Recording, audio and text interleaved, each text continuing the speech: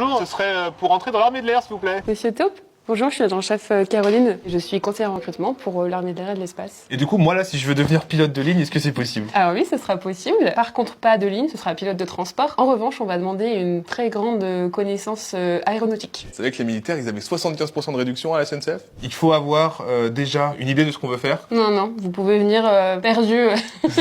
En fait, on va poser des questions sur votre parcours. Est-ce que vous avez envie de partir à l'étranger? Est-ce que vous aimez plutôt des métiers techniques? Tous les deux, en fait, on va réussir à trouver le métier qui m'ira le mieux pour mon parcours dans l'armée de l'air. C'est ça. Une fois que ça c'est fait, votre dossier part en centre de sélection. Vous D'accord. allez passer du sport, de l'anglais, de nouveau un entretien, une visite médicale et des tests psychotechniques. Venez voir. De Charles Leclerc. À partir du moment où vous signez votre contrat, vous êtes payé, que vous soyez en école ou affecté sur une base aérienne, vous êtes nourri, vous avez vos vêtements et vous avez des aides au logement. Ouais, c'est pas mal. Jusqu'au moment où j'ai mon métier. En moyenne, ça prend combien de temps? Le plus long, on va sur 1 an et demi. Donc je suis très vite opérationnel en fait. À partir de quel âge je peux venir? Alors c'est à partir de 16 ans.